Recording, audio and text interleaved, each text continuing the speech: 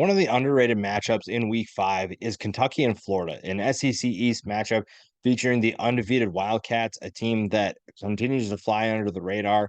And now they get a good test in Florida. Florida obviously had a rough start to the season, but they found a way to upset Tennessee. So now it's a matter of can they do another one and pull off an upset over a Kentucky team that finds themselves undefeated a month into the season? And we'll start with can the quarterbacks deliver? Right now, both Graham Mertz and Devin Leary aren't exactly playing at a high level. They're playing inconsistent football, to say the least. Mertz has 4 touchdowns to just 1 pick. With the amount of talent he has out wide, that's almost unacceptable in a way. And I think that this offense really needs to find balance. But right now, they're trying to lean on that rushing attack a little bit more. So that's definitely something they can continue doing. But Graham Mertz needs to play a role. Devin Leary also has a ton of talent out wide. 9 touchdowns, just 5 interceptions is also not acceptable. That's not a level that they want to see him play at. And they need this passing attack to be an efficient group. And taking care of the football is a big thing. And a lot of that falls on the quarterback's shoulders. But also, you look at these defenses and what they're able to do. Kentucky last week had a pick six that was pretty impressive. Florida continues to struggle hanging on to the football. They're at -3 for turnover margin for the year. So finding ways to take care of the ball and make sure that your team is getting the most opportunities to put points on the board, because neither team is exactly going to be an elite offense at the end of the year. But if you can find ways to get extra possessions or ensure that you don't give the other team extra possessions will be a big key. Running the ball for both teams, we talked about that already a little bit. You have to be able to run the football. And right now, Trevor Etienne and Montrell Johnson are two of the better running backs in the SEC. And we saw what Etienne could do last week and the week. We've seen what he can do most of the season. We know that he's explosive.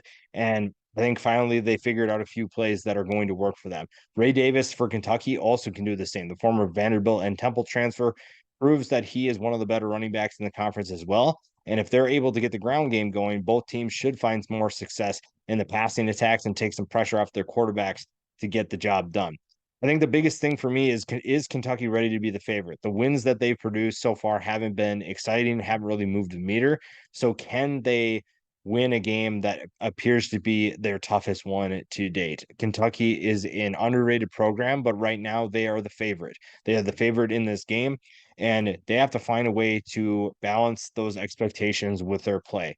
And I think that they're a really exciting team to watch. I think their defense is really fun to watch too, but it's the offense, I think, that has so much potential that's untapped right now.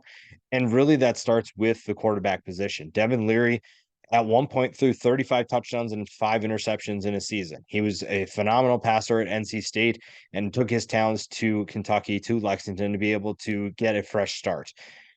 I think that we've yet to see him hit his stride with the Wildcats, and this is a good opportunity for him to do that. I think you're looking at a Florida team that will give him plenty of troubles, that will give him tests. And with the amount of talent that he has at wide receiver, there's no reason why he shouldn't be more successful. There's no reason why he can't be more of an impact player and make bigger plays. He it will definitely be fun to watch. He's definitely a player that can, like I said, have a major impact. It's just a matter of being consistent, taking care of the football, and taking care of the rest of the things like getting your other playmakers involved.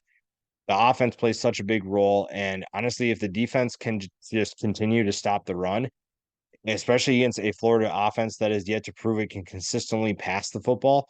I mean, sure, Ricky Pearsall has been good, and he's very good. If you haven't watched Ricky Pearsall play football, you definitely have to. I think the wide receivers have so much talent, but again, it's just going to come down to Graham Mertz. And right now, Graham Mertz hasn't proved that he can be a factor. He can be a major impact player. If he's able to find that second gear somehow, then maybe Florida is in better position to win games. But right now, you're kind of relying on one player to do something, and he's just not giving you that level of play that you need. If not, though, I guess you can try to rely on some of these other playmakers. You can get creative with the play calling. Trevor Etienne is an absolute monster with the football in his hands. Ricky Pearsall, despite limited targets and limited opportunities, is an absolute force no matter who he's going against. And then on defense, Cameron Jackson should play a huge role if they're going to try and stop this rushing attack for Kentucky. for Kentucky, we talked about Ray Davis already. Tavion Robinson already having a good year. You have a number of other wide receivers that could step up in this game.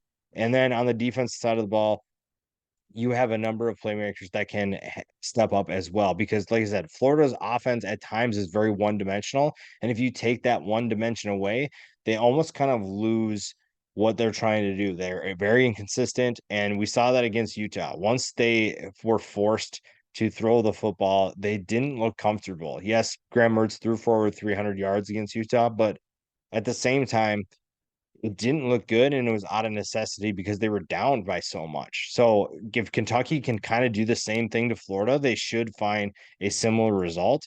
And that should be something that benefits them tremendously. I think that you're looking at a program that is very underrated, but also comes in as the favorite. So it's kind of that balance of still having that underdog mentality without actually being the underdog in the game. If you're able to do that, if you're able to take away one part of Florida's offense and force them to be something they don't want to, then you're looking at a very favorable matchup, a favorable result.